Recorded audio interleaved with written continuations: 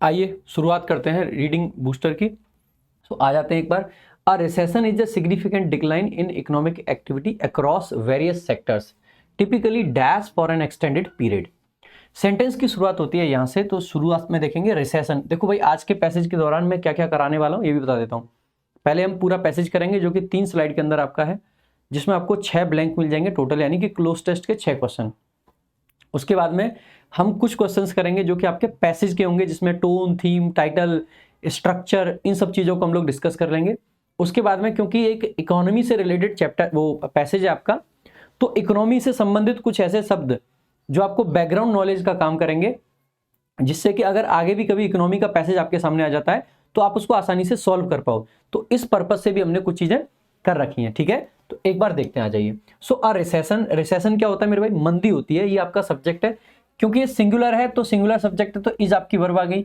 ये क्या है? एक डिक्लाइन है। डिक्लाइन का मतलब होता है कमी। अच्छा ध्यान देंगे, डिक्लाइन के 2-3 सेंस बनते हैं आपके। पहला तो डिक्लाइन वर्ब भी हो सकता है और नाउन भी हो सकता है। जब डिक्लाइन आपका नाउन होता है तो ये 2 मीनिंग देता है। पहला, डिक्लाइन का मतलब होता है किसी चीज का खत्म हो जाना, एक्सटिंक्शन। जब डिक्लाइन का मतलब होता है खत्म हो जाना, एक्सटिंक्ट हो जाना, तो इसके साथ में प्रेपोजिशन ऑफ का प्रयोग किया जाता है। द डिक्लाइन ऑफ समबडी, ठीक है। द डिक्लाइन ऑफ क्रोज, कोई डिक्लाइन हो गए धीरे धीरे, या द डिक्लाइन ऑफ डायनासोर्स, ठीक है, तो वो खत्म हो गए। तो किसी का खत्म हो जाना, समाप्त हो जाना, बेसिकली ये आपका क्या बनता है? Decline of somebody. जब किसी चीज में कमी आती है, कमी, तो ऐसे केस में डिक्लाइन के साथ में प्रेपोजिशन इन का प्रयोग किया जाता है। सो डिक्लाइन इन समथिंग का मतलब होता है कि किसी चीज में कमी आ गई। इसके अलावा डिक्लाइन आपकी वर्ब भी होती है, और जब डिक्लाइन आपकी वर्ब होती है तो भी इसके 2 मीनिंग मेजर होते हैं। पहला, डिक्लाइन का मतलब होता है किसी चीज के लिए मना कर देना। कोई ऑफर वगैरह आपके सामने आता है, आपने उसको मना कर दिया, सो यू डिक्लाइन समथिंग, किसी चीज को डिक्लाइन कर देना। दूसरा आपका डिक्लाइन का मतलब होता है किसी चीज में कमी होना, वहां पे इन आता है। तो डिक्लाइन का मतलब जब होता है मना करना तो ट्रांजिटिव वर्ब है, सीधे ऑब्जेक्ट लेता है। और डिक्लाइन का मतलब जब कमी होता है तो इन प्रेपोजिशन आता है, तो ध्यान रखेंगे, ठीक है। आगे देखेंगे। So recession is a significant decline. किस चीज में डिक्लाइन है? तो डिक्लाइन इन है, इसका मतलब है डिक्लाइन का मतलब यहां पे है कमी। तो रिसेशन का मतलब, रिसेशन यानी मंदी का मतलब होता है सिग्निफिकेंट यानी ठीक ठाक। ठीक ठाक का क्या? डिक्लाइन। किस चीज में? तो इन प्रेपोजिशन है, उसका ऑब्जेक्ट आ जाएगा एक्टिविटी। कैसी एक्टिविटी? Economic activity. ध्यान रखेंगे 2 वर्ड होते हैं, एक होता है इकोनॉमिक और एक होता है इकोनॉमिकल। इकोनॉमिकल का मतलब होता है कंजूस, वो भी एडजेक्टिव है। और इकोनॉमिक का मतलब होता है रिलेटेड टू इकोनॉमी, इकोनॉमी से संबंधित, आर्थिक, ठीक है। सो यहाँ पे आर्थिक की बात कर रहे हैं, तो इकोनॉमिक एक्टिविटी में क्या है? डिक्लाइन है। और कहां कहां पे? तो अक्रॉस आपका क्या है? प्रेपोजिशन है। अक्रॉस का ऑब्जेक्ट बन जाएगा वेरियस सेक्टर्स। वेरियस यानी कि बहुत सारे सेक्टर्स, हर तरीके का सेक्टर, यानी कि आप कहोगे जो भी सेक्टर्स हैं, जो भी मार्केट में अलग अलग टाइप बन जाते हैं ना, उन्हीं को सेक्टर्स बोल देते हैं, ठीक है। टिपिकली, टिपिकली यानी कि खास तौर पर। अच्छा ध्यान देंगे, एक आपका शब्द होता है टिपिकल, TYPICAL, टिपिकल। और एक आपका शब्द होता है डिफिकल्ट। इंडिया ने, भारत में ऐसा हो रखा है कि ये टिपिकल और डिफिकल्ट का मतलब सेम बना दिया है। अगर मैं आपसे कहूं कि ये टिपिकल क्वेश्चन है, दैट डजंट मीन कि क्वेश्चन डिफिकल्ट है। टिपिकल का मतलब होता है ऐसा हमेशा होता है। मैं अगर ये कहूं कि टिपिकल एसएससी क्वेश्चन, इसका मतलब है एसएससी अक्सर ऐसा ही क्वेश्चन पूछता है, टिपिकल एसएससी क्वेश्चन, ठीक है। सो डिफिकल्ट नहीं, डिफिकल्ट का मतलब होता है मुश्किल। तो अगर कोई आपसे कहता है ना कि ये टिपिकल क्वेश्चन है और उसका मतलब वो डिफिकल्ट है, तो टोक देना, कहना कि ना ना टिपिकल नहीं बेटा जी, डिफिकल्ट क्वेश्चन है। सो टिपिकल से आपका बन जाता है टिपिकली। टिपिकली यानी कि सामान्य तौर पे, ठीक है। सो टिपिकल यानी कि सामान्य, और टिपिकली यानी सामान्य तौर पे क्या होता है? Dash for an extended period. अब एक बार समझने का प्रयास करना। रिसेशन सब्जेक्ट था, उसके लिए वर्ब आ गए, आगे डिक्लाइन कॉम्प्लीमेंट आ गया, जिसके लिए एडजेक्टिव आ गया सिग्निफिकेंट, और ये आ गया आर्टिकल। प्रेपोजिशन इन आई, जिसका ऑब्जेक्ट बना इकोनॉमिक एक्टिविटी, ठीक है। अक्रॉस प्रेपोजिशन आई, जिसका ऑब्जेक्ट बना वेरियस सेक्टर्स, यानी कि कोई सब्जेक्ट वर्ब कुछ एक्स्ट्रा नहीं बचा है हमारे पास। तो आगे अब हमें वर्ब लगानी है। ये लास्टिंग, लास्टेड, लास्ट, ये आपकी वर्ब है। अब आपको कि सर कॉमा से क्या हमने 2 वर्ब को जोड़ रखा है? बेटा 2 वर्ब को अगर जोड़ते तो एंड से जोड़ते, ना कि कॉमा से, क्योंकि 3 चीजें तो जोड़ी नहीं है। अगर 2 चीजों को जोड़ रहे हैं तो हम बेसिकली किससे जोड़ते? अगर 2 चीजों को हमने जोड़ा है तो इसका मतलब है कि हम एंड से जोड़ते, तो एंड नहीं है, कॉमा है। इसका मतलब है हम यहाँ पे ना 2 वर्ब को नहीं जोड़ना चाह रहे हैं। वर्ब की हमें जरूरत ही नहीं है, वर्ब वगैरह हमारा कंप्लीट है सब कुछ। हमें बताना है इसको, ये जो ये जो रिसेशन है ना, इसके बारे में, रिसेशन को डिफाइन करना है। रिसेशन बेसिकली कितने टाइम के लिए लास्ट करता है? रिसेशन कितने टाइम के लिए चलता है, तो उसके बारे में बताना है तो हमें पार्टिसिपल चाहिए। ठीक है, पार्टिसिपल चाहिए तो पहली बात तो लास्ट नहीं आएगा क्योंकि वर्ब है, लास्ट तो नहीं आएगा क्योंकि ये भी वर्ब की आपकी मतलब सिंगुलर फॉर्म है। लास्टेड और लास्टिंग ये दो हैं आपकी। अगर देखो लास्टेड लगा दिया तो ये पास्ट पार्टिसिपल है, पास्ट पार्टिसिपल है। तो हम ये कह सकते हैं recession is a significant decline. किसमें डिक्लाइन है, तो इकोनॉमिक एक्टिविटी में अक्रॉस वेरियस सेक्टर्स। तो ये जो डिक्लाइन है ये कितने दिन टिकता है, सो डिक्लाइन लास्ट करता है या उसको लास्ट किया जाता है, आप कहोगे खुद लास्ट करता है, एक्टिव सेंस है। यानी कि हम यही तो कहेंगे डिक्लाइन, डिक्लाइन विच लास्ट, जो कि टिकता है, रुकता है। लास्ट का मतलब होता है कितने दिन कोई चले, और लास्ट के साथ में फॉर प्रेप आपका आ जाता है आगे कितने पीरियड के लिए। तो आप कहोगे डिक्लाइन विच लास्ट, जो कि रुकता है या टिकता है, ये पूरी क्लॉज है। अगर ऐसे होता तो लास्ट तो आपका सही आंसर हो जाता, लेकिन यहां पे विच तो है नहीं, ये रिलेटिव क्लॉज है और ये एक्टिव सेंस है क्योंकि एक्टिव बन रहा है आपका, है ना, एक्टिव बन रहा है ना। अगर एक्टिव सेंस है तो इसके लिए एक्टिव वाला पार्टिसिपल आ जाएगा। भाई एक बात बताइएगा, आपने रिलेटिव प्रोनाउन पढ़ा होगा थोड़ा बहुत, ठीक है। रिलेटिव प्रोनाउन में हम एक बात बताते हैं कि जो रिलेटिव क्लॉजेज हैं वो एडजेक्टिव क्लॉजेज कही जाती हैं। क्यों, क्योंकि वो किसी नाउन या प्रोनाउन को डिफाइन करती हैं। भाई जो एंटीसीडेंट होता है वो नाउन या प्रोनाउन होता है, उसको डिफाइन करने के लिए रिलेटिव क्लॉज लगाते हैं। तो रिलेटिव क्लॉज वही काम करती है जो एक एडजेक्टिव को होता है, यानी कि नाउन या प्रोनाउन को डिफाइन करना। तो रिलेटिव क्लॉज अपने आप में एडजेक्टिव का काम करती है। तो अगर उस क्लॉज को हमें रिड्यूस करना है तो हम उसकी जगह पे क्या लगा सकते हैं, आप कहोगे सर एक और एडजेक्टिव लगा दीजिए। पूरी क्लॉज से हटा के हमें एडजेक्टिव लाना है, तो क्लॉज में वर्ब होती है, तो ये वर्ब थी, तो इस वर्ब की एडजेक्टिव फॉर्म कौन सी आएगी, आप कहोगे क्योंकि सेंस एक्टिव है तो आप कहोगे यहाँ पे एक्टिव पार्टिसिपल की जरूरत है, इसीलिए लास्टिंग आपका करेक्ट आंसर हो जाएगा। सो विच लास्ट से लिखते या अकेला लिख रहे हैं तो लास्टिंग लिखेंगे, तो क्योंकि विच आ नहीं रखा है तो लास्ट से आपका नहीं आ सकता है, लास्टेड पास्ट की बात हो जाएगी या पैसिव की बात हो जाएगी, तो ये आपका करेक्ट आंसर होगा लास्टिंग। सो हम कह सकते हैं टिपिकली लास्टिंग, जो कि टिपिकली टिकता है कितने दिन के लिए, तो फॉर प्रीपोजिशन उसका ऑब्जेक्ट हो जाएगा एक्सटेंडेड पीरियड, यानी कि एक लंबे टाइम के लिए। ठीक है, इट इज जनरली डिफाइंड। अच्छा ध्यान देना, रिसेशन होता है और एक डिप्रेशन होता है। रिसेशन लगभग 6 महीने से 2 साल के बीच का होता है और डिप्रेशन 2 साल से बड़े पीरियड में होता है। सो डिप्रेशन भी मंदी है और रिसेशन भी मंदी है, बस फर्क ये है कि डिप्रेशन बड़े लेवल की मंदी है जहां पर बहुत ज्यादा हो जाए, यानी कि प्रो लेवल के रिसेशन को डिप्रेशन कह देते हैं। ठीक है, ध्यान रखेंगे। आगे नई क्लॉज आगे, इट सब्जेक्ट है, इज आपकी वर्ब है, जनरली आपका एडवर्ब है, डिफाइंड आपकी मेन वर्ब है। सो इट इज डिफाइंड, इसको डिफाइन किया जाता है। कैसे डिफाइन किया जाता है, तो इसके साथ एज प्रीपोजिशन आ गई। इसको 2 कंसेक्यूटिव क्वार्टर्स के रूप में डिफाइन किया जाता है ऑफ नेगेटिव जीडीपी ग्रोथ। तो एज के आगे आगे 2 कंसेक्यूटिव क्वार्टर्स, क्वार्टर्स नाउन है, कंसेक्यूटिव एडजेक्टिव है, और कितने क्वार्टर्स, 2। किस चीज के क्वार्टर्स की बात कर रहे हैं, तो ऑफ प्रीपोजिशन है, संबंध बताने के लिए। आगे आ गया नेगेटिव जीडीपी ग्रोथ। सो जीडीपी ग्रोथ कंपाउंड नाउन है, कैसी GDP growth, negative GDP growth. तो आप कह सकते हैं ऑफ का ये ऑब्जेक्ट हो जाएगा, यानी कि इसको डिफाइन किया जाता है 2 consecutive quarters of negative GDP growth, यानी कि लगभग 6 महीने अगर जीडीपी आपकी नेगेटिव जा रही है तो आप उसको रिसेशन कह सकते हो। ठीक है, तो आप आसानी से कह सकते हो एंड।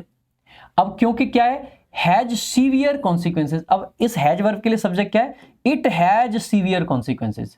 तो इज और हैज को जोड़ा गया किससे, एंड कंजंक्शन से।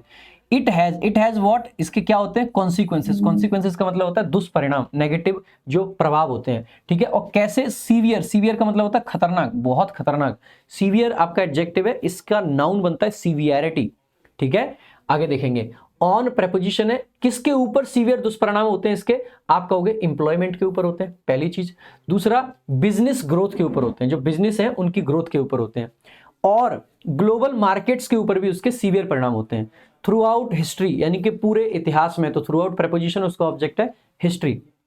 ध्यान देंगे थ्रू आउट के साथ होल नहीं लगाते हैं। ठीक है, एक एक्स्ट्रा पॉइंट आपके लिए। द वर्ल्ड सेंटेंस का सब्जेक्ट बना, द वर्ल्ड हैज आपकी हेल्पिंग वर्ब है, फेस्ड आपका मेन वर्ब है, प्रेजेंट में चल रहा है। यहां से समझ आ रहा है कि रिसेशन को डिफाइन किया गया, यानी मंदी को डिफाइन किया गया है। Recession, the world has faced, क्या फेस कर चुका है, रिसेशंस। कितने भाई, सेवरल यानी बहुत सारे, और कैसे, मेजर यानी बड़े बड़े। Including the great depression of 1929, जिसमें शामिल है, इंक्लूड करता है, शामिल है, इंक्लूडिंग प्रेपोजिशन उसका ऑब्जेक्ट है द ग्रेट डिप्रेशन। डिप्रेशन मैंने बताया था रिसेशन का ही पार्ट होता है, जो बड़े लेवल पे रिसेशन होता है उसको डिप्रेशन बोल देते हैं। ठीक है, कौन सा डिप्रेशन, ग्रेट डिप्रेशन ऑफ 1929। अब तक का मुझे लगता है सबसे बड़ा, इसके टाइम पे एक किताब लिखी थी उस ऑथर का नाम बता सकते हैं? कुछ का से था ना, केन्स करके था, कुछ ऐसा था जिसने एक किताब लिखी थी जिसमें सारे सॉल्यूशंस बताए गए थे। ठीक है, तो एक बार बताइए कमेंट बॉक्स में कि कौन थे वो ऑथर जिन्होंने 1929 की मंदी पे एक किताब लिखी थी जिसके बाद में मंदी खत्म हुई थी। ठीक है, सो ऑफ 1929। ठीक है, सो ये ग्रेट डिप्रेशन ऑफ, जैसे कि बेसिकली बताया गया कि दुनिया ने बहुत सारे सेवरल रिसेशंस यानी मंदी झेली हैं, जिसमें शामिल है great depression of 1929। Adam Smith, सही बात है, एडम स्मिथ थे और केन्स थे, ये दो लोग थे, है ना, केन्स और एडम स्मिथ। हाँ ठीक है, सो डिप्रेशन 1929 का। इसके अलावा the global financial crisis of 2008, 2008 में भी बड़ी क्राइसिस आई थी, global financial crisis, but fortunately उस टाइम पे मनमोहन सिंह जी हमारे प्राइम मिनिस्टर थे तो इंडिया झेल गया उसको, है ना। तो 1929 ये अब तक का सबसे बड़ा मंदी कहा जाता है। ठीक है, एंड और द कोविड-19 रिसेशन ऑफ 2020, क्योंकि ये लंबे टाइम तक नहीं चला था, लगभग साल भर में कोविड कंट्रोल में आ गया था, तो ये बेसिकली क्या था आपका, कोविड-19 वाला था। तो ये 3 डिप्रेशन का यहाँ पे मतलब 3 रिसेशन का एग्जाम्पल भी दिया गया है जो कि अब तक आए हैं।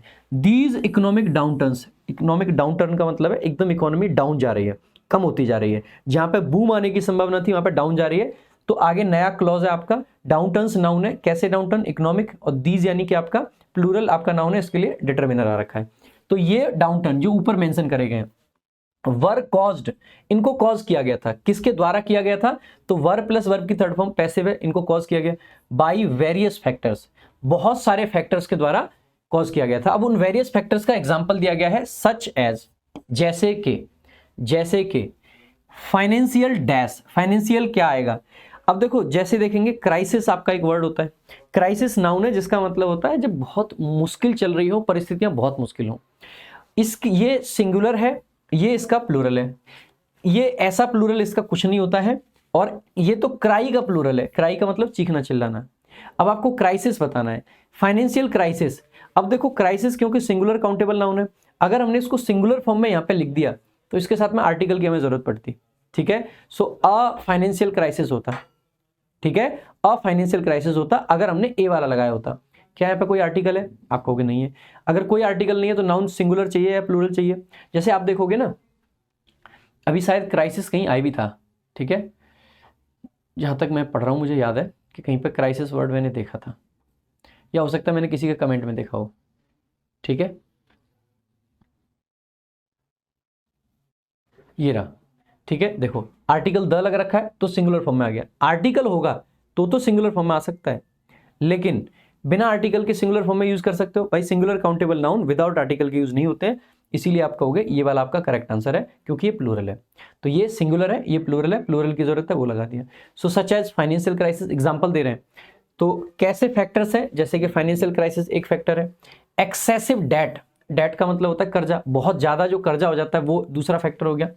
इन्फ्लेशन यानी कि महंगाई तीसरा हो गया, महंगाई होता है इन्फ्लेशन, और रिसेशन होता है मंदी। ठीक है, एंड और ग्लोबल डिसरप्शंस, जो ग्लोबल डिसरप्शंस जैसे कोविड-19 एक डिसरप्शन था, कोविड-19 ऐसे ही आ गया ना, अचानक से कुछ भी आ गया। ठीक है, तो ये ग्लोबल डिसरप्शन हो जाएगा।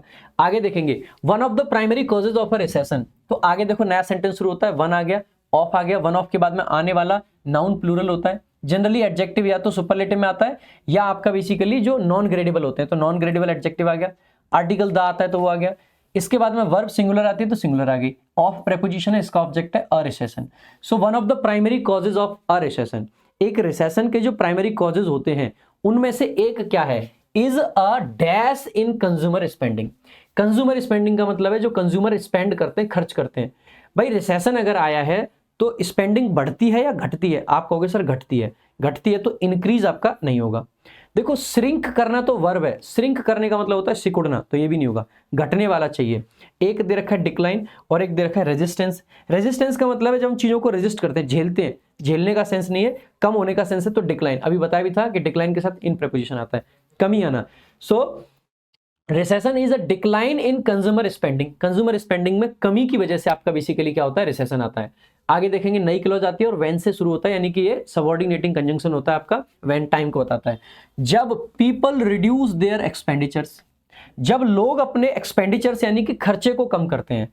सो पीपल रिड्यूस, किस चीज को रिड्यूस करते हैं, एक्सपेंडिचर्स, किसके कारण, तो ड्यू टू आपका प्रेपोजिशन है कारण बताने के लिए, जॉब लॉसेस, जॉब लॉसेस की वजह से लोग अपने एक्सपेंडिचर को रिड्यूस करते हैं। देखो रिसेशन एक्चुअली में आता कैसे है, जैसे जैसे मार्केट में डिमांड कम हो जाती है, तो मतलब जब लोगों के पास पैसा नहीं होगा तो लोग खरीदेंगे नहीं। ये इकोनॉमिक साइकिल बड़ी अजीब चीज़ है। लोगों के पास में पैसा नहीं होगा तो लोग कुछ खरीदारी नहीं करेंगे।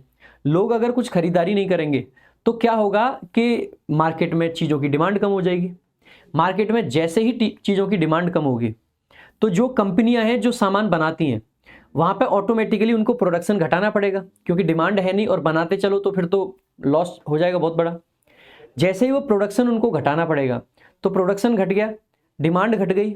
प्रोडक्शन घटाते ही उनके पास में जो अवेलेबल लेबर है वो उनको कम करनी पड़ेगी। लेबर घटाएंगे, लेबर घटा दी तो लेबर को हटाने मतलब मैनेज करने वाला मैनेजमेंट भी हटा, जिसकी वजह से जॉब चली गई लोगों की, ले ऑफ हुए। ले ऑफ का मतलब होता है जॉब जाना बड़े नंबर पे, बड़े लेवल पे।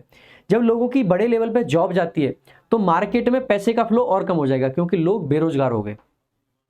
बेरोजगार हुए तो डिमांड और कम हुई, जिसकी वजह से और ज्यादा ये साइकिल बढ़ता ही जाएगा, बढ़ता ही जाएगा। ऐसे में फिर क्या करना होता है, सरकार को बीच में आता है और इसी स्थिति को रिसेशन कहते हैं। रिसेशन लंबा इसीलिए नहीं चलता क्योंकि सरकारें फिर बीच में आती है। सरकार क्या करेगी, ब्याज दरें कम कर देगी कि पब्लिक क्या करे कि बैंक से लोन ले ले।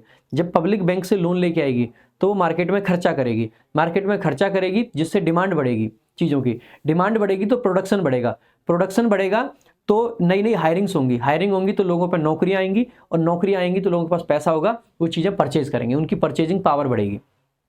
समझ रहे हैं, ये इकोनॉमी ऐसे ही चलती है। तो सरकारें लोन देना शुरू कर देंगी सस्ते रेट पे। इसके अलावा सरकारें स्कीम लेके आएंगी। आपको ध्यान भी होगा 2020 में कोविड आया था और उसके बाद में 2021 का जो बजट आया, या शायद 20 के बजट में 21 के बजट में था, उस टाइम पे था, सरकार एक स्कीम लेके आई थी MSME, जहां पे जो छोटे माइक्रो धंधे होते हैं उनको सरकार ने बहुत सस्ते लोन दिए थे, लगभग ना के बराबर ब्याज पे, है ना। तो ये MSME भी क्या था, सरकार की तरफ से एक स्टेप था जो कि कोविड-19 की वजह से जो डिमांड कम हुई। कोविड से रिसेशन क्यों आया, बहुत सिंपल सी बात है, डिमांड कम हो गई क्योंकि लोग मार्केट नहीं जा रहे, लोग कुछ खरीदना ही नहीं चाह रहे थे।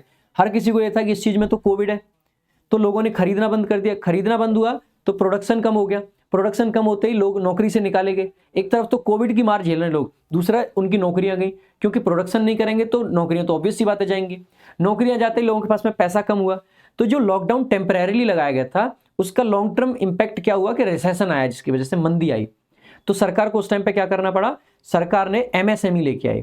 सरकार ने जो भी 21, 20, 22 जब भी लाए थे तो वो इसीलिए लेके आए थे जिससे कि लोगों की परचेजिंग पावर बढ़े, लोग नए नए बिजनेस डालें, मार्केट में पैसा जाए। सरकार का मेन काम है मार्केट के अंदर पैसा फेंकना।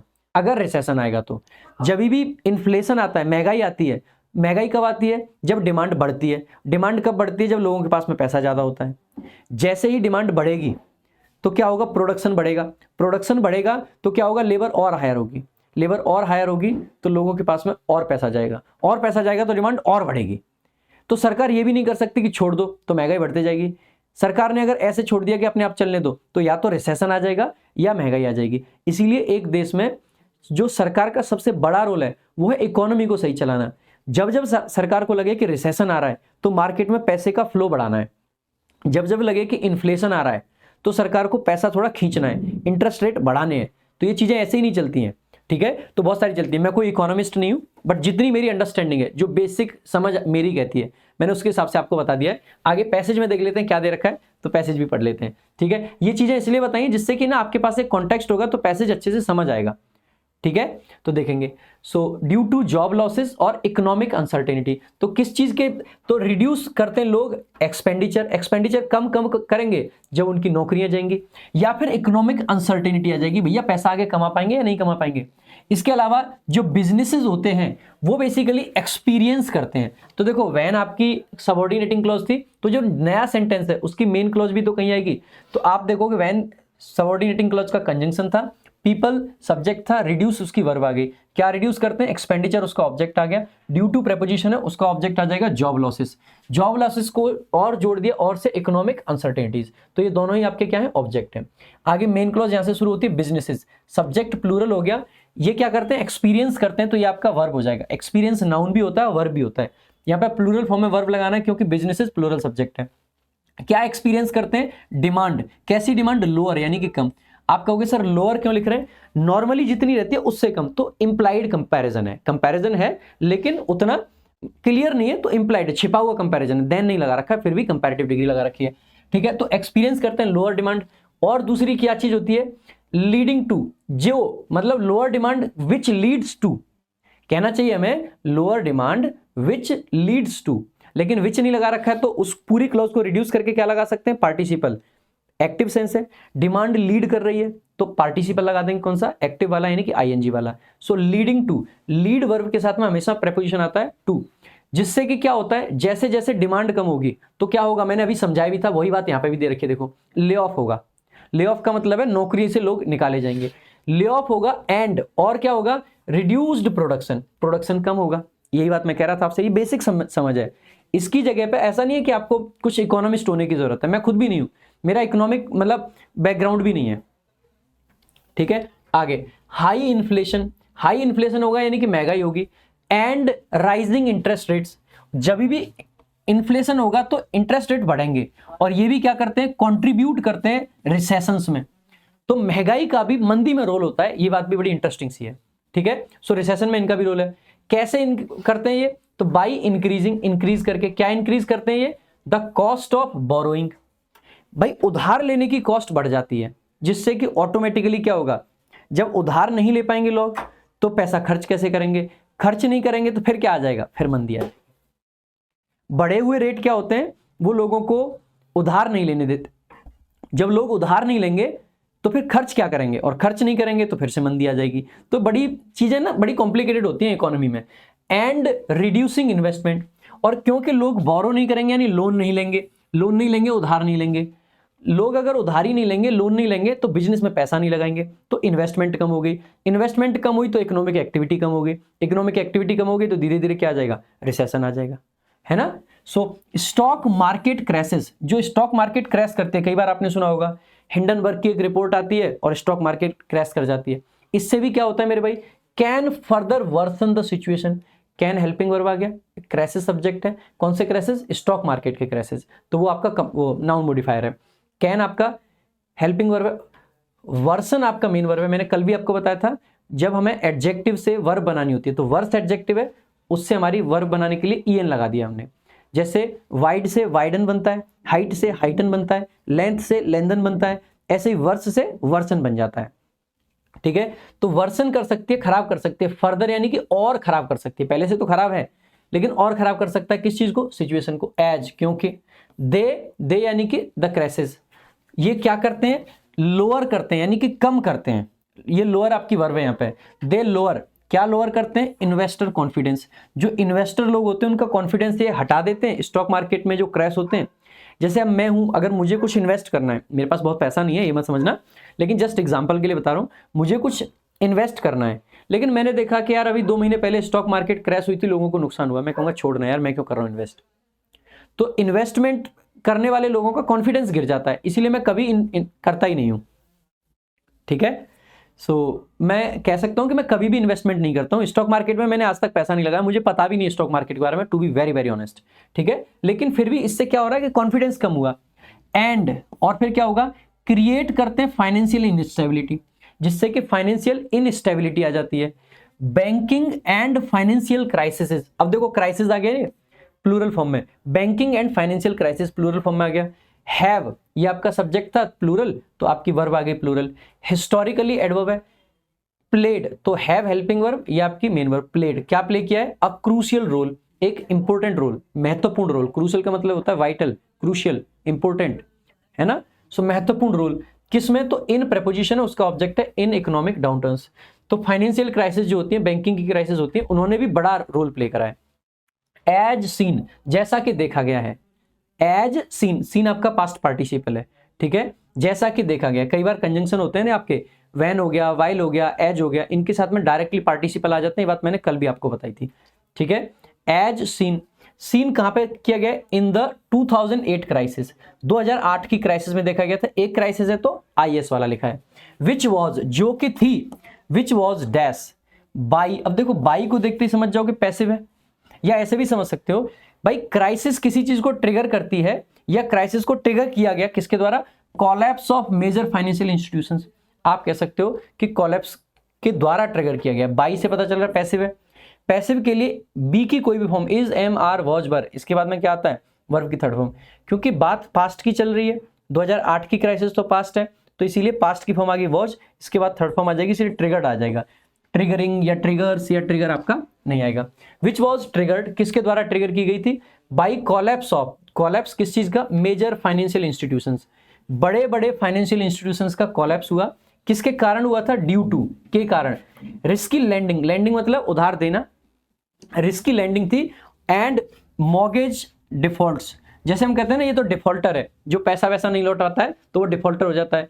सो ये जो होता है ना, इसको मॉर्गेज पढ़ते हैं, मॉर्गेज। सो मॉर्टगेज नहीं पढ़ते हैं, टी साइलेंट रहता है इसमें, आर भी लगभग साइलेंट रहता है। सो मॉर्गेज, मॉर्गेज डिफॉल्ट्स, तो जो गिरवी चीजें रखी होती है ना वो लोग डिफॉल्ट कर गए, जिसकी वजह से क्या हुआ कि फाइनेंशियल इंस्टीट्यूशंस गिर गए, इंस्टीट्यूशंस गिरे, कोलैप्स हुआ इनका।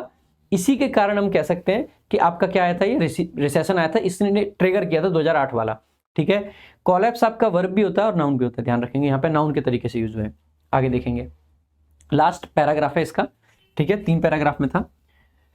Recessions are also dash by external factors, external factors भी इसको क्या करते हैं, देखो आर है तो बाई लगा रखा है, पैसिव सेंस है, पैसिव है तो यहाँ पे क्या चाहिए, V3 चाहिए, इज, एम, आर, वॉज, वर के बाद में, तो इंपैक्ट नहीं आ सकता है, अफेक्ट नहीं आ सकता है।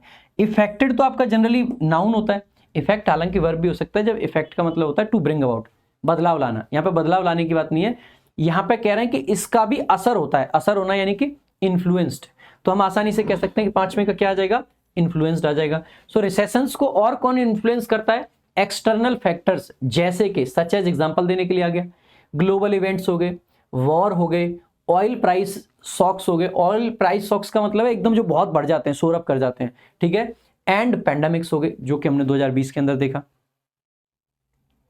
ठीक है, आगे द कोविड-19 पैंडेमिक, जो कोविड-19 पैंडेमिक था 2019 वाला। ठीक है, फॉर एग्जाम्पल, एग्जाम्पल के लिए ये बताया गया है, लेड, तो ये आपकी वर्ब आ गई, कोविड-19 पैंडेमिक सब्जेक्ट है, ये आपकी वर्ब आ गई, इसके साथ में टू फिक्स्ड प्रीपोजिशन है। इससे क्या हुआ, डिसरप्शंस हुए, कैसे डिसरप्शंस, इकोनॉमिक डिसरप्शंस, जो कि कितने लेवल पे थे, सो वाइड स्प्रेड आपका यहाँ पे बता रहा है कि बहुत बड़े लेवल पे थे। ठीक है, एज, एज आपका कंजंक्शन आ गया। ठीक है, बिजनेसेस क्लोज्ड, बिजनेस जो है क्लोज्ड हुए, क्लोज आपकी ऐसी वर्ब है जिसके दोनों मीनिंग हो सकते हैं। अगर मैं कहूं कि द शॉप क्लोज्ड यानी दुकान बंद हो गई, मैं ऐसे भी कह सकता हूं आई क्लोज्ड द शॉप, मैंने दुकान बंद कर दी। क्लोज का मतलब बंद होना और बंद करना। इन वर्ब को इरिगेटिव वर्ब्स कहते हैं हम, ऐसी वर्ब्स को इरिगेटिव वर्ब्स कहा जाता है। क्लोज हो गया, स्टार्ट हो गया, मैं ये भी कह सकता हूं the car started, car start हुई, मैं ये भी कह सकता हूं I started the car. Stop हो गया, मैंने किसी को रोका तो भी आई स्टॉप्ड हिम, मैं ये भी कह सकता हूं ही स्टॉप्ड। तो ये इरिगेटिव वर्ब्स होती हैं जिनके दोनों मीनिंग होते हैं, करना भी और होना भी। तो ये क्लोज भी वैसी ही वर्ब है। सो बिजनेसेस क्या हुए, क्लोज हुए, कॉमा सप्लाई चेन्स का क्या हुआ, ये डिसरप्टेड हुई थी। इनको क्योंकि ये आपका देखो, ये डिसरप्ट इरिगेटिव वर्ब्स नहीं है, डिसरप्ट का मतलब होता है बाधा डालना, चेन में बाधा डाली गई है, चेन ने बाधा नहीं डाली है, तो पैसिव सेंस चाहिए, तो वर डिसरप्टेड। ठीक है, एंड अब देखो 3 चीजों को जोड़ा था, 3 वर्ब को, ये मतलब 3 सेंटेंसेस को, businesses closed 1, supply chains were disrupted 2, and जो अनएम्प्लॉयमेंट है ये सोर कर गई, तो ये भी आपका इसी तरीके से अनएम्प्लॉयमेंट क्या कर गई, सोर कर गई, बढ़ गई। द इंपैक्ट, जो इंपैक्ट था of a recession is wide spread, इसका इंपैक्ट बहुत दूर दूर तक फैला होता है। विच लीड्स टू, हमें कहना तो ये चाहिए विच लीड्स टू, लेकिन हमें क्योंकि अगेन क्या चाहिए, पार्टिसिपल लगाना है, तो विच लीड्स को क्या लिख देंगे, लीडिंग लिख देंगे। मैं ये बातें बार बार इसलिए बता रहा हूं कि आपके माइंड में फिट हो जाए, आपको ग्रामर अलग से पढ़ने की बहुत ज्यादा जरूरत भी ना पड़े। ठीक है, सो विच लीड्स टू, जिससे कि क्या होता है, देखो जब इंपैक्ट होते हैं रिसेशन के, वो बहुत दूर हैं, मतलब बहुत दूर नहीं, बहुत फैले हुए हैं, जिसकी वजह से क्या होता है मेरे भाई, टू इंक्रीज्ड पॉवर्टी, जिससे पॉवर्टी बढ़ती है यानी कि गरीबी बढ़ती है, पॉवर्टी यानी कि गरीबी, जिसको पेन्यूरी भी बोलते हैं, पेन्यूरी। ठीक है, गरीबी। Reduced industrial output, industrial output जो होता है वो कम हो जाता है, रिड्यूस हो जाता है।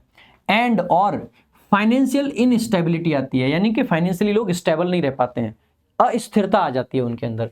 गवर्नमेंट्स जो होती हैं एंड सेंट्रल बैंक्स, सरकारें और सेंट्रल बैंक, ये सब्जेक्ट हो गया, ये क्या करती हैं, अटेम्प्ट करती हैं, क्या अटेम्प्ट करती हैं, टू कॉम्बैट, कॉम्बैट यानी कि किसी चीज से बेसिकली, देखो कॉम्बैट नाउन वर्ब दोनों होता है, सो कॉम्बैट करने का मतलब है किसी चीज का सामना करना, इस चीज को कॉम्बैट करने का, उससे निपटने का। इससे निपटने के लिए क्या करती है? Combat recessions. किसको कॉम्बैट करना है? तो कॉम्बैट का ऑब्जेक्ट आ जाएगा रिसेशंस। कैसे करती है? तो थ्रू प्रेपोजिशन आ गया। मेजर्स, मेजर्स यानी कि कुछ तरीके निकालते हैं, कुछ तरीके। मेजर्स जैसे कि such as stimulus packages, stimulus packages आते हैं। स्टिमुलस का मतलब है कोई एक चीज जो किसी दूसरी चीज को मदद कर दे, स्टिमुलस। जैसे कि स्टिमुलस पैकेजेस में एमएसएमई का एग्जांपल आप रख सकते हैं, वो भी एक स्टिमुलस पैकेज था। लोअरिंग इंटरेस्ट रेट्स, जिससे कि इंटरेस्ट रेट्स आपके कम हो जाते हैं, मतलब स्टिमुलस पैकेज लेके आएंगी सरकारें, कॉमा और क्या लेके आएंगी? इंटरेस्ट रेट्स को कम कर देंगी और इंक्रीज कर देंगी पब्लिक स्पेंडिंग, यानी पब्लिक में जो पैसा है वो लगाना शुरू कर देंगे। जिससे क्या है, मान लीजिए रोड बनवाने, सरकार क्या करेगी? और रोड बनवाओ। जिससे क्या होगा कि रोड बनवाने के लिए लेबर की जरूरत पड़ेगी, लेबर की जरूरत पड़ेगी तो लोगों के पास पैसा जाएगा, पैसा जाएगा तो मार्केट में पैसे का फ्लो बढ़ेगा, इकोनॉमिक एक्टिविटी बढ़ेगी, जिससे कि क्या हो जाएगा? आपका जो रिसेशन है उस पर लगाम लगेगी। तो सरकार ये सब मेजर्स लेती है, ये सब तरीके अपनाती हैं टू रिवाइव, जिससे कि वो क्या कर पाए? रिवाइव कर पाए। किस चीज को? इकोनॉमिक ग्रोथ को।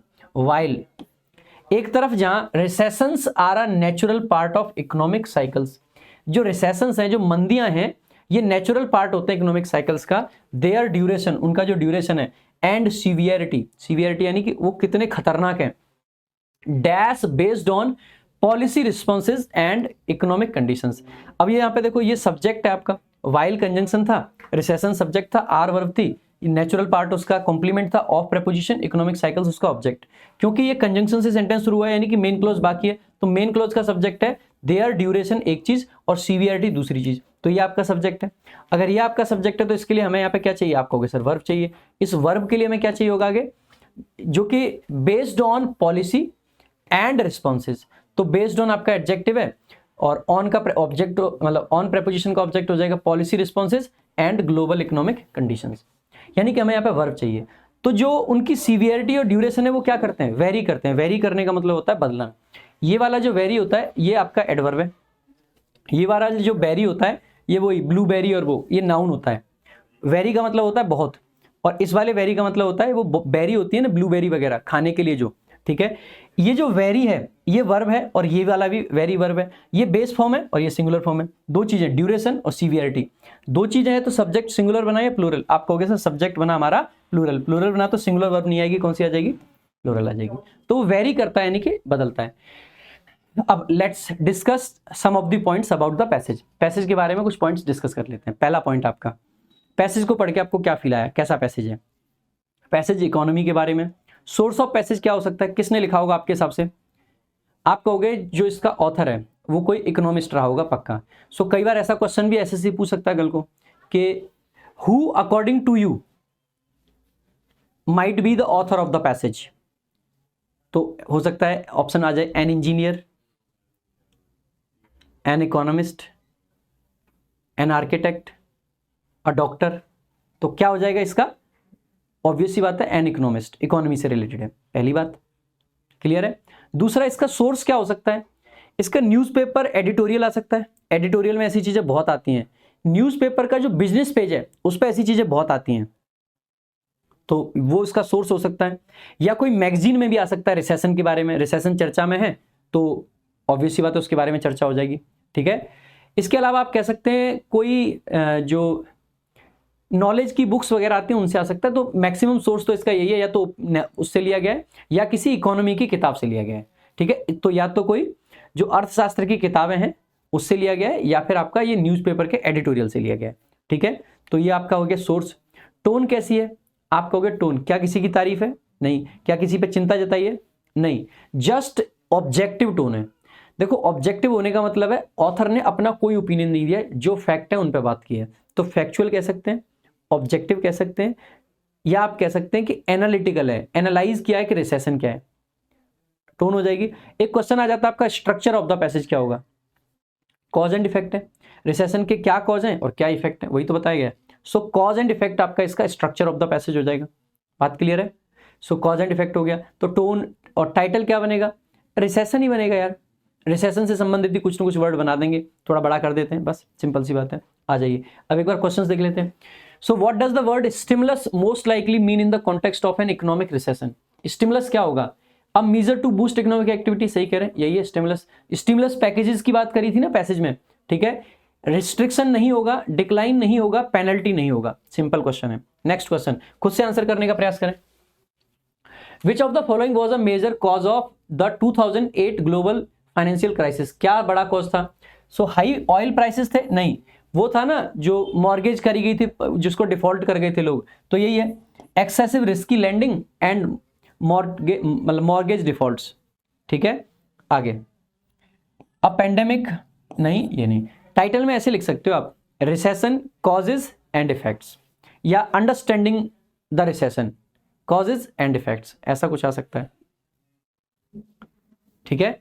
आगे देखेंगे। नेक्स्ट देखो, जीडीपी के इफेक्ट्स को एनालाइज किया, लेकिन जीडीपी इसका टाइटल नहीं बन सकता है, टाइटल रिसेशन बनेगा, ये पक्की बात है। आगे, which of the following is not a measure taken by governments to combat recession, recession को रोकने के लिए क्या स्टेप नहीं लिया जाता है?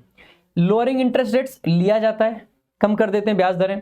इंक्रीजिंग पब्लिक स्पेंडिंग लिया जाता है, मैंने बताया था ना, रोड वगैरह का एग्जांपल दिया था। इंट्रोड्यूसिंग स्टिमुलस पैकेजेस, ये भी लिया जाता है। इंपोजिंग हैवी टैक्सेस, ना ये नहीं लिया जाता, ये आपका करेक्ट आंसर यही हो जाएगा। Next fourth question, if central banks lower interest rates, अगर सेंट्रल बैंक लोअर कर रही है interest rate during a recession, what can be inferred as their primary goal, उनका गोल क्या है? भाई ब्याज दर कम कर रही है, इसका मतलब है भाई लोन लो जिससे कि मार्केट में पैसा जाए। To encourage borrowing and investment in the economy, बिल्कुल सही बात है। टू रिड्यूस इन्फ्लेशन, इन्फ्लेशन घटाने के लिए नहीं करते हैं, इन्फ्लेशन यानी महंगाई घटानी होगी तो रेट बढ़ते हैं। डिस्करेज बिजनेसेस, डिस्करेज नहीं करना है, इनकरेज करना है।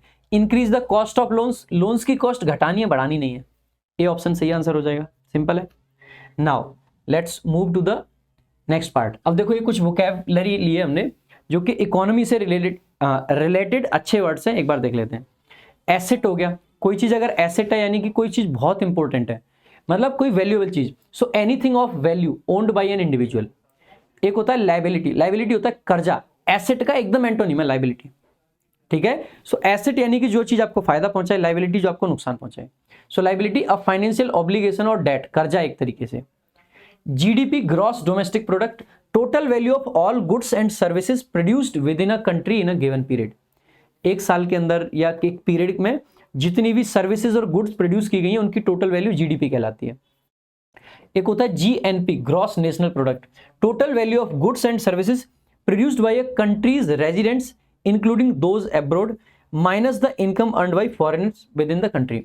जीडीपी में क्या है, भारत देश के अंदर जो भी एक्टिविटी हुई है, भारत देश के अंदर जितनी भी एक्टिविटी हैं उन सब को, मतलब चाहे वो सर्विसेज हैं चाहे गुड्स हैं, उन सब की वैल्यू आपकी जीडीपी है। और जीएनपी क्या है, अब इस जीडीपी में वो लोग भी शामिल है जो फॉरेनर्स इंडिया में कर रहे हैं, वो शामिल है जीडीपी में। जीएनपी में क्या है, जो विदेशियों ने इंडिया से पैसा कमाया है, जो सर्विसेज की कॉस्ट थी, मतलब जो सर्विसेज की वैल्यू थी या गुड्स की, वो हटा दो, प्लस में जो भारतीयों ने विदेश में कमाया वो ऐड कर दो, वो जीएनपी हो जाती है, वो नेशनल हो जाता है, ठीक है। डोमेस्टिक याद कैसे रखेंगे डिफरेंस को, डोमेस्टिक है यानी घर के अंदर, नेशनल है यानी कि जहां पे पूरा नेशन इन्वॉल्व है, लोग इन्वॉल्व है। नेक्स्ट स्टैगफ्लेशन होता है आपका एक स्टैगफ्लेशन। स्टैगफ्लेशन क्या होता है, जब जो रिसेशन और इन्फ्लेशन दोनों एक साथ आ जाएं तो स्टैगफ्लेशन हो जाता है। So a situation where the economy experiences stagnant growth, growth बढ़ नहीं रही है, अनएम्प्लॉयमेंट ज्यादा है और महंगाई भी ज्यादा है, महंगाई भी हो और रिसेशन भी हो तो स्टैगफ्लेशन होता है। और स्टैगफ्लेशन की ही अगली कंडीशन है स्टैग्नेशन। ये बड़े लेवल का, मतलब लंबे पीरियड में जब स्टैगफ्लेशन चल जाए तो उसे स्टैग्नेशन कहते हैं। इन्फ्लेशन महंगाई होती है, जब रेट बढ़ जाए तो इन्फ्लेशन। डिफ्लेशन उसका एंटोनिम हो जाएगा, जब रेट्स घट जाएं तो deflation. Repo rate, the interest rate at which the central bank lends, यानी कि जो सेंट्रल बैंक है जिस रेट पे पैसे देती है वो रेपो रेट हो जाएगा। रिवर्स रेपो रेट क्या हो जाएगा, वो रेट जिस पर सेंट्रल बैंक जो है बोरो करती है वो रिवर्स रेपो रेट हो जाएगा। बैंक रेट क्या होता है, वो रेट जिस पे सेंट्रल बैंक प्रोवाइड करती है long term loans to commercial banks. Repo rate short term के लिए होता है, बैंक रेट लॉन्ग टर्म के लिए होता है। मोनोपोली का मतलब क्या है, जहां पे एक ही फर्म की या एक ही आदमी का बेसिकली वर्चस्व हो उसको मोनोपोली कह देते हैं। बुल मार्केट, जहां पे मार्केट उठ रही है तो बुल मार्केट, और जब मार्केट गिर रही है तो बेसिकली उसको बियर मार्केट कह देते हैं। तो ये कुछ टर्म्स थे फाइनेंशियल, आई होप आपको अच्छे भी लगे होंगे, मदद भी होगी आपकी। पैसेज कैसा लगा एक बार जरूर बताओ कमेंट करके, तुरंत के तुरंत मेरे भाई। बाकी पैसेज डेली देखो, अगर बढ़िया लगा है तो भाई एक बार कमेंट करके जरूर बताएं कि पैसेज कैसा लग रहा है और फायदा आपको कितना हो रहा है। देखो I am not an economist, तो वैसे नहीं पढ़ाया है मैंने, बट जितना मैं आपको एक्स्ट्रा इंफॉर्मेशन दे सकता हूं मैंने देने का प्रयास किया है। So this is all for today. बाकी मिलेंगे भाई अब 3 दिन के ब्रेक के बाद, तो 3 दिन पूरा ब्रेक है, आराम से पढ़ो, रिवाइज करो, जो पुरानी चीजें छूट गई हैं उनको देख लो, सारी वीडियोस देख लो पुरानी, ठीक है। तो आज के लिए और अभी के लिए सिर्फ इतना ही, मिलेंगे अगली क्लास में। थैंक यू सो मच, जय हिंद, जय भारत।